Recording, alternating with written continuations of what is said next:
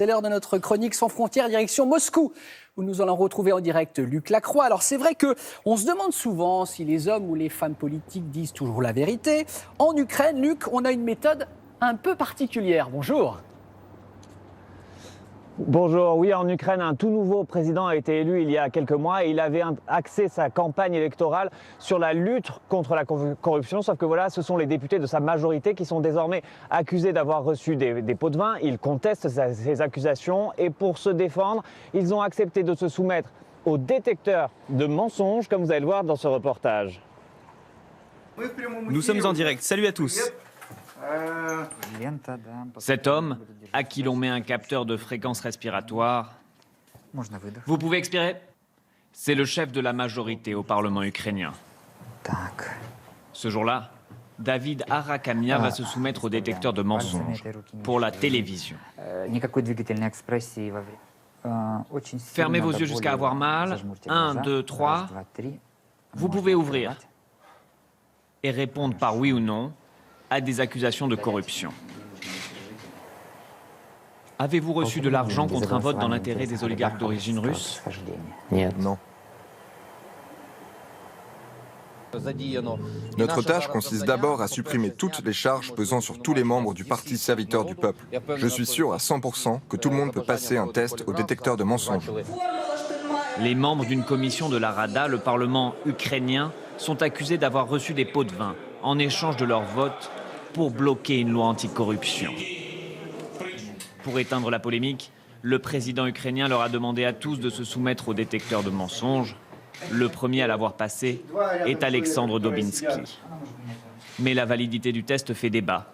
Un spécialiste juge ainsi que la présence de caméras peut avoir un impact. En prenant en compte le fait que lors du test de M. Dobinsky, presque toutes les règles possibles ont été enfreintes, le résultat ne peut pas être considéré comme objectif. Mais un de ses confrères nuance. Le spécialiste qui a fait le test a l'habitude de travailler dans des conditions particulières. Puisque c'est un professionnel, je pense qu'il a vu que la personne est à l'aise dans ces conditions et c'est pour ça qu'il a continué à faire le test. Au printemps, un autre type de test s'était invité dans la campagne électorale. L'actuel président Volodymyr Zelensky avait mis au défi son opposant de passer des tests sanguins de détection d'alcool et de drogue avant de s'y soumettre lui-même. On vient de voir, Luc, que le président lui-même n'hésite pas à donner de sa personne. Est-ce que c'est une stratégie ? Oui, on est complètement dans la communication politique. Par exemple, les tests que l'on vient de voir n'ont aucune valeur juridique. Le président ukrainien est un ancien acteur et depuis qu'il a été élu, il continue à faire le show, notamment sur les réseaux sociaux, sur son compte Facebook, au milieu des photos avec des chefs d'État.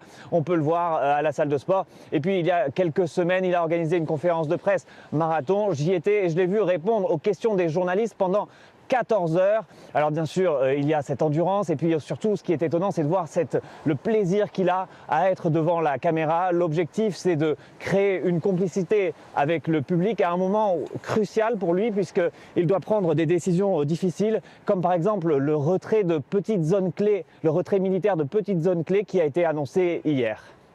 Affaire à suivre, comme on dit dans ces cas-là. Petite question, Luc, à l'image, on a l'impression qu'il neige à Moscou. C'est une illusion d'optique ou il tombe quelques flocons ? Ah non, pas du tout. C'est la toute première neige ici à Moscou. Les températures sont autour de 0 et je peux vous dire que voilà, il a fallu enfiler les gros manteaux, mettre les gants. Allez vous mettre au chaud. Merci beaucoup, Luc. Belle journée du côté de Moscou.